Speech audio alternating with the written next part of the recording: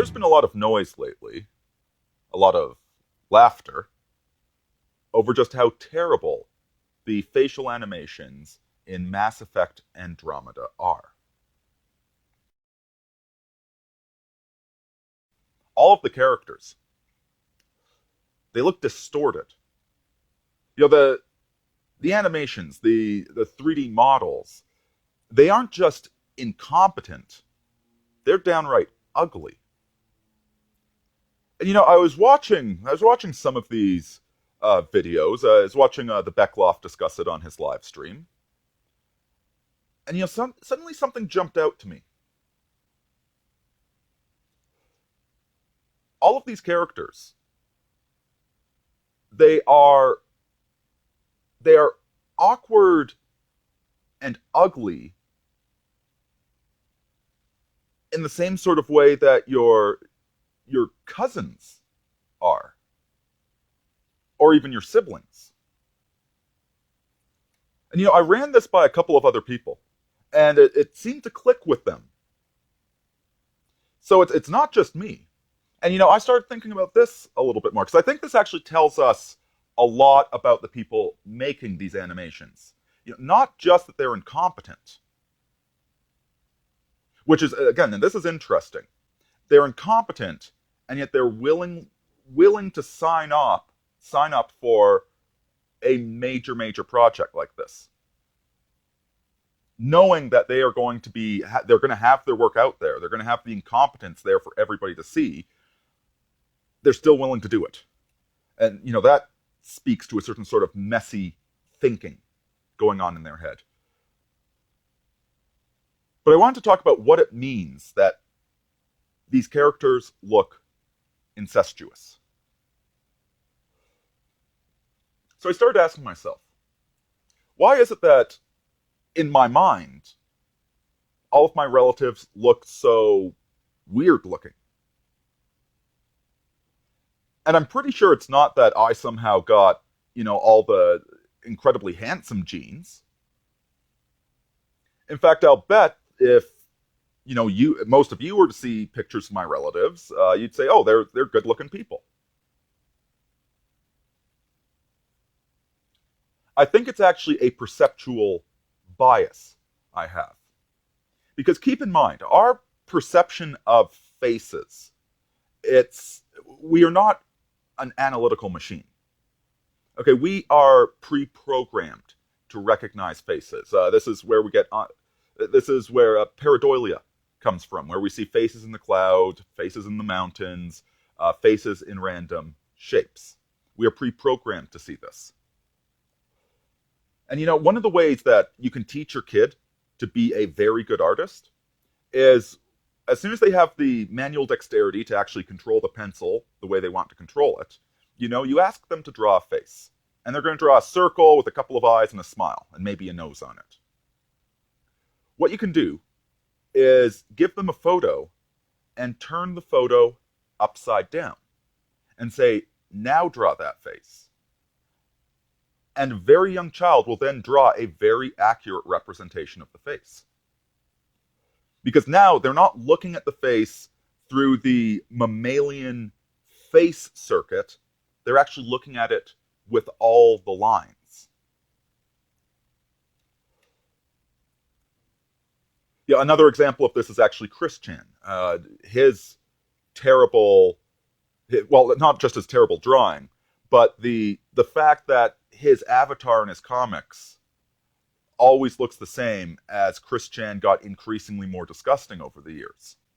And there's been some suggestions on the CWC wiki that at one point he sat down and looked at himself in the mirror for a really long time to try and figure out how he looks. That Chris Chan has a major deficiency in his visual circuit. This is why he thinks he's a good artist when it's, my niece can draw better than that. He has a major problem seeing things. Okay, what his mind comprehends of his visual world. Okay, it's not that he can't see things. It's not that he needs glasses or that he's legally blind. It's that he can't interpret visual information in a meaningful manner. And so even as his body changed over the years and he got increasingly obese and disgusting, in his mind's eye, he still looked the same as that day back when he was 17 and he really studied himself in the mirror. So I think our perceptions of our relatives are actually very, very skewed. And if you've ever found an old picture of your parents, before they had you, before they became parents, you'll often be very shocked at how they look because it's not your visual representation of them at all. It's quite surprising to see them when they were young and good looking and all that. And they're probably still good looking. You just don't think that because you're a healthy individual and they're your parents.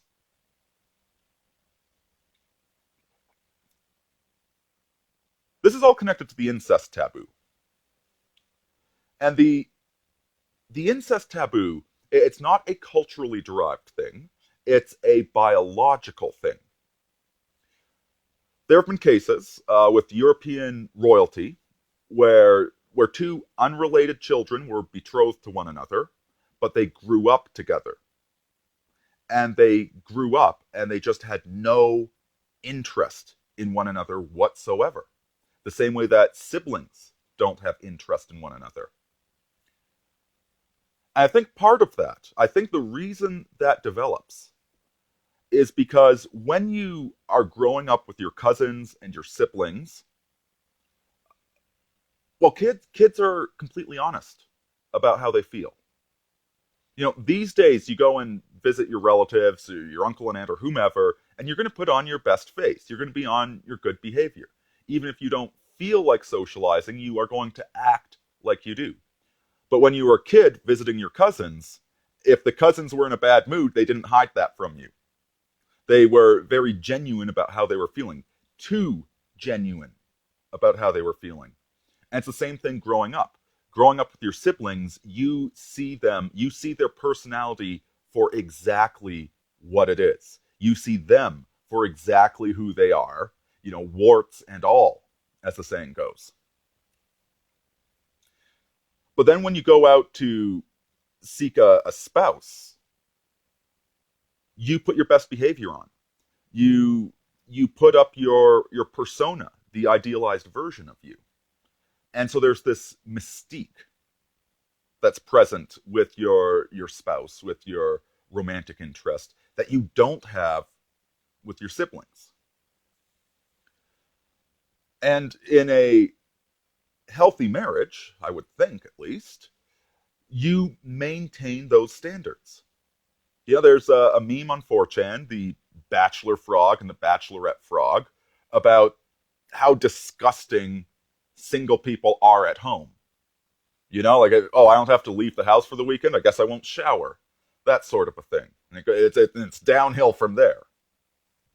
But when you're actually in a relationship, you should be trying to maintain things. You should be showering every day. You should be maintaining your hygiene, etc. And you shouldn't be giving your wife or your husband all of your negative sides. Not to say that you can't be open and honest. You can't be sick sometimes. You can't be ill. But generally speaking, you do try and maintain that best version of yourself. And hopefully the marriage helps you become the best version of yourself. And so it's this mystique. It's this not knowing about the other person's flaws and to some degree idealizing the other person so that they can become that ideal. This is very much at the core of erotic love in healthy people.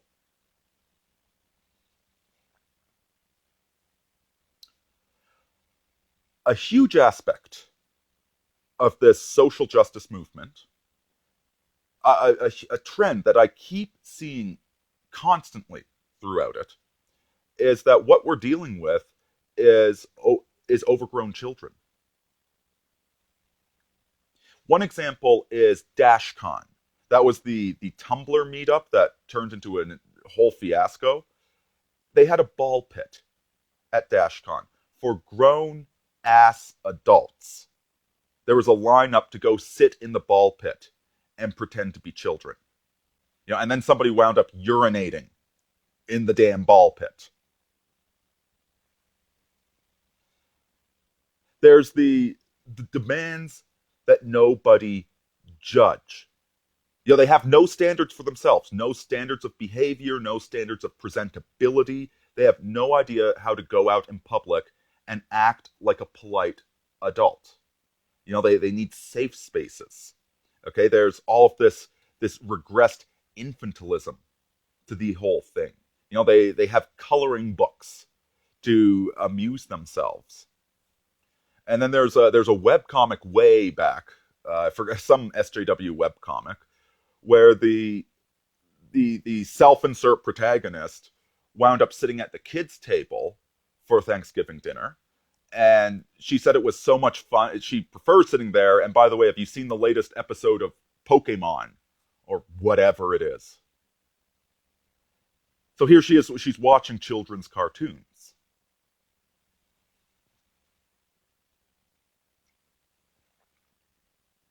The fanboyism.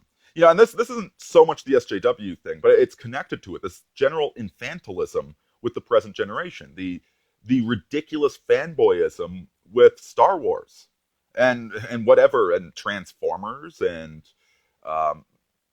you name it. This is not a healthy adult approach to now writing the stories for children. It's this obsession with it. Red Letter Media does such a great job satirizing the fanboyism.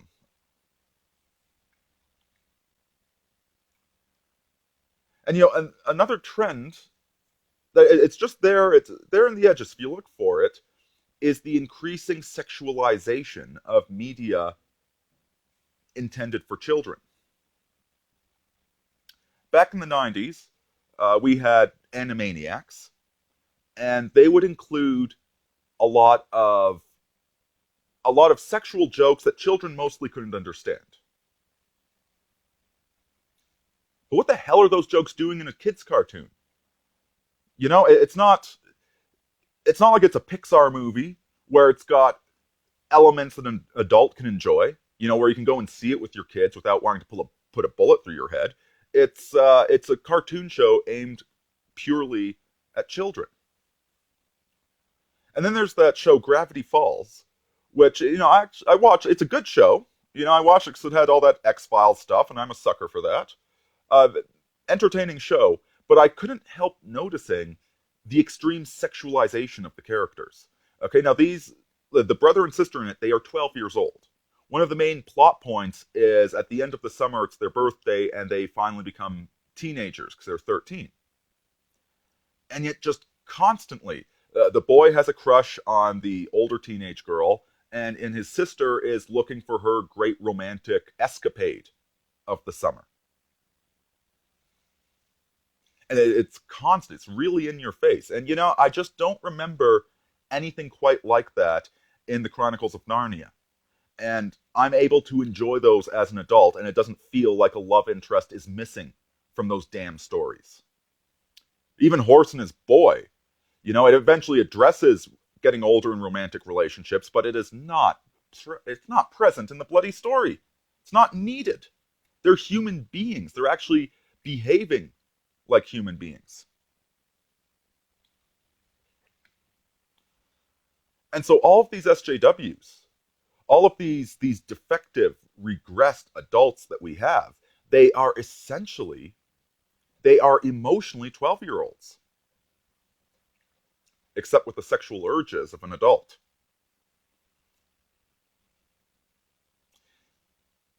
And so what's going on here, I think? What I think is that they don't have proper barriers. And this is a topic I've been talking about a fair bit lately, about the necessity of walls and doors. That you need both. You need an interplay between them. On the one hand, there's nothing stopping you from having cookies for breakfast, or from sleeping in the living room, or from eating in the bedroom, or from reading a book in the washroom. these are all arbitrary divisions that you have in your house. And yet educating children on the importance of these barriers. For instance, if you're having sleep troubles, if you have trouble falling asleep, make sure you only use your bedroom for sleeping. Don't lay around in your bedroom reading books or browsing on the internet or whatever. Keep your bedroom just for sleeping. And then when you go to the bedroom, psychologically it kicks into your brain, it's time to go to bed. I mean, good Lord, even my dog can understand the difference between inside and outside, and she's a damn dog. Teaching children these barriers. It's like, no, we don't talk about that in public. We only talk about that in private. This is your bedroom, and that's her bedroom. These barriers, these standards are crucial to being an effective person, to getting stuff done, to being organized, to understanding how to become an adult and relate to society. But these SJWs, and more kids these days, it seems like they have no barriers. They were never taught the purpose of walls, or that this is what we do in the morning, this is what we do in the afternoon, this is what we do in the evening. It's an arbitrary division. Nutritionally, there's not that much difference between breakfast cereal and cookies. It's arbitrary, but it is necessary for structuring your life and getting anything done. Because if you don't have these barriers with doors, if you don't have the barriers, then everything is an absolute mess. And that's precisely what these people are. The modern left that absolutely hates walls. They want everything to be open. They want no standards. And so now, they're still 12-year-olds. And they view everybody like siblings, where they don't have any mystique, any persona, any standards for themselves. They're just letting it hang out there, all pink and naked, all the time. And so these models, which, by the way, they were modified. The original models, I'll toss a picture up. The original models were far better looking than what they put out in the final game. The flaws are exaggerated in the same way that the flaws of your family members are exaggerated to you in the way that the flaws of strangers aren't. And so the incestuous nature, the incestuous appearance of the characters in Andromeda, it's because the artist does not know how to behave like an adult, have any standards for himself. He does not know what's appropriate to talk about in public and what you should only talk about in private. He doesn't understand that, you put yourself together before you go out. You shouldn't be walking around campus in your pajamas or going to the grocery store wearing dirty pants and an ugly sweatshirt. No barriers. It's just sloppiness, and it's all hanging out with these people. And the heroic ideal, the idea of having standards, of appeal, of reaching towards something better, utterly offends them. The same way that kids don't want to work, they just want to play all the time. Because play is completely unstructured. They want no structure whatsoever, no standards, no sense of decency, and no limits. It's the equivalent of retard strength, where they've got the instincts and passions of an adult, but the self-control of a child. So that's my speculation on the whole thing, folks. Please tell me what you think about it, because I know it's a little bit reaching, but at the same time, it makes a little bit too much sense, doesn't it? Anyway, Deus Volt, Aurini out.